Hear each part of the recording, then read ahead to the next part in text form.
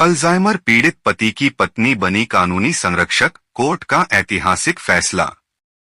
कभी कभी कानून के पन्नों में वो शब्द नहीं होते जो इंसानियत की तकलीफ को बयान कर सकें, और तब अदालतें सिर्फ न्याय नहीं करती बल्कि मानवता की आवाज बन जाती हैं। आज का फैसला ठीक वैसा ही है, जहां एक पत्नी ने अपने बीमार पति के लिए अदालत का दरवाजा खटखटाया और बॉम्बे हाई कोर्ट ने न सिर्फ कानून बल्कि करुणा के आधार पर भी निर्णय दिया। यह मामला एक बुजुर्ग दंपति से जुड़ा है। पति, उम्र लगभग 75 वर्ष, कई वर्षों से अल्जाइमर और डिमेंशिया जैसी बीमारी से जूझ रहे हैं।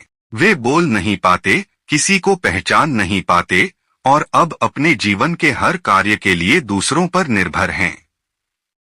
पत्नी और उनकी 2 बेटियां लंबे समय से उनकी देखभाल कर रही हैं।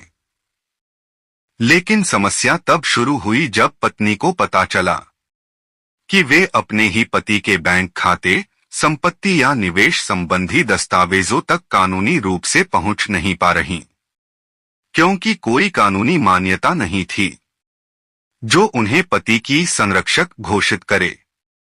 इसके बाद परिवार ने बॉम्बे हाई कोर्ट में याचिका दायर की। उनका निवेदन था कि अदालत पत्नी को उनके पति की कानूनी संरक्षक, लीगल गार्डियन घोषित करे ताकि वह उनके बैंक, निवेश, संपत्ति और स्वास्थ्य से जुड़े मामलों को संभाल सके।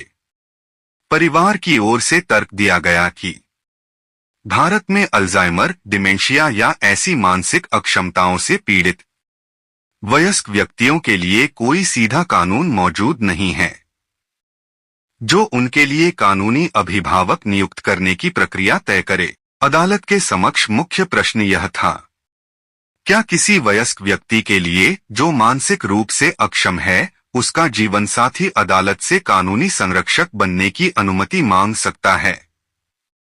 भारत के मौजूदा कानूनों में एक मेंटल हेल्थ केयर एक्ट 2017 और 2 rights of persons with disabilities act 2016 दोनों ही इस विषय पर मौन हैं। इन कानूनों में नाबालिगों के लिए अभिभावक नियुक्त करने के प्रावधान हैं, लेकिन ऐसे वयस्कों के लिए जो बीमारी या मानसिक अक्षमता के कारण निर्णय नहीं ले सकते, कोई स्पष्ट मार्ग नहीं है। अदालत की संवेदनशील दृष्टि। न्यायमूर्ति R.I. छागला और न्यायमूर्ति फरहान पी दुबाश की पीठ ने मामले की गंभीरता को समझते हुए बेंगलुरु के राष्ट्रीय मानसिक स्वास्थ्य एवं तंत्रिका विज्ञान संस्थान निम्हांस को निर्देश दिया कि एक विशेषज्ञ मेडिकल बोर्ड गठित कर पीड़ित पति की मानसिक और शारीरिक स्थिति पर रिपोर्ट प्रस्तुत करे। मेडिकल रिपोर्ट का निष्कर्ष। रिपोर्ट में कहा गया कि पीड़ित व्यक्ति को डोट उन्नत डिमेंशिया और 100% विकलांगता है। वे समय, स्थान और व्यक्ति की पहचान नहीं कर पाते, बोलने की क्षमता खो चुके हैं और दैनिक कार्यों जैसे भोजन, कपड़े या स्वच्छता के लिए पूरी तरह देखभाल करने वालों पर निर्भर हैं। अदालत ने माना कि उन्हें किसी और अस्पताल में दूसरी राय के लिए भेजना सिर्फ उनके कष्ट को बढ़ाएगा। न्यायालय की मानवीय टिप्पणी। कोर्ट ने कहा, यह कहना सही होगा कि भारत में ऐसा कोई कानून नहीं है जो पत्नी या बच्चों को डोट अक्षम वयस्क का कानूनी अभिभावक घोषित करने का अधिकार देता हो, लेकिन न्यायालय का कर्तव्य है कि वह मानव गरिमा की रक्षा करे। इस वाक्य ने पूरे आदेश का स्वर तय कर दिया। मानव गरिमा हर कानून से ऊपर है। लागू किया गया सिद्धांत पेरेंट्स पैट्री। कोर्ट ने इस मामले में पेरेंट्स पैट्री डॉक्ट्रिन लागू की। इस सिद्धांत के अनुसार राज्य या न्यायालय उन व्यक्तियों का अभिभावक होता है जो स्वयं की देखभाल करने में असमर्थ हैं। यह वही सिद्धांत है जो सुप्रीम कोर्ट ने अरुणा शानबॉग मामले 2011 में अपनाया था, जब न्यायालय ने असमर्थ व्यक्ति के हित में राज्य को संरक्षक माना था। अदालत का अंतिम आदेश। सभी साक्ष्यों और मेडिकल रिपोर्ट को देखते हुए अदालत ने याचिकाकर्ता पत्नी को अपने पति की कानूनी संरक्षक लीगल गार्डियन नियुक्त किया। अब उन्हें यह अधिकार मिला कि वे 1. अपने पति के बैंक खाते और निवेशों का संचालन करें, 2. संपत्ति और शेयरों की देखभाल करें, 3. और सभी कानूनी कार्यवाही में उनके प्रतिनिधि बन सकें।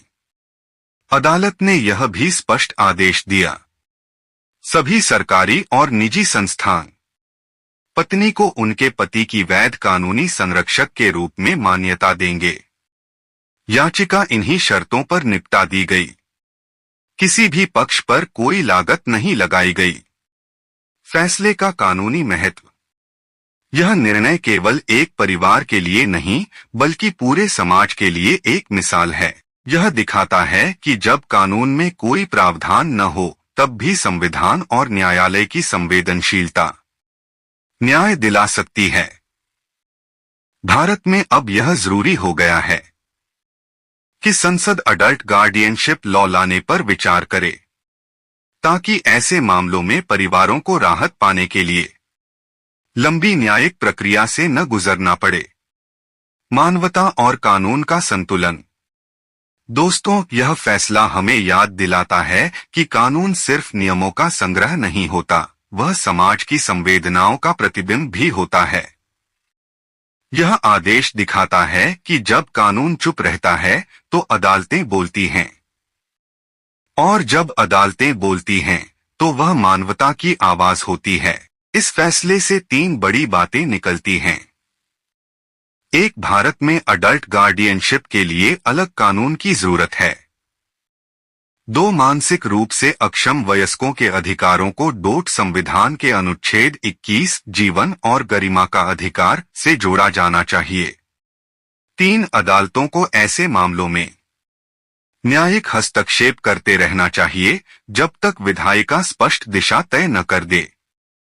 दोस्तों, यह फैसला हमें सिखाता है कि न्याय केवल दंड देने का नहीं बल्कि सहानुभूति दिखाने का भी माध्यम है।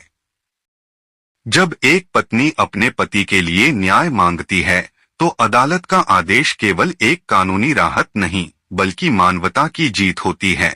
बॉम्बे हाई कोर्ट ने यह दिखाया कि कानून की सीमाएं भले हों लेकिन न्याय की कोई सीमा नहीं होती। अगर आपको यह वीडियो जानकारीपूर्ण लगी तो चैनल को सब्सक्राइब करें, लाइक करें और कमेंट में बताइए, क्या भारत को अब अडल्ट गार्डियनशिप लॉ की सख्त जरूरत है? दोस्तों, अगर आपको वीडियो पसंद आई हो तो लाइक जरूर करें। आपके लाइक करने से हमें मोटिवेशन मिलता है, जिससे हम आगे वीडियो आपके लिए लाते रहे। और अगर आप चैनल पहली बार देख रहे हैं तो सब्सक्राइब करना न भूले, इसमें आप ही का फायदा होगा।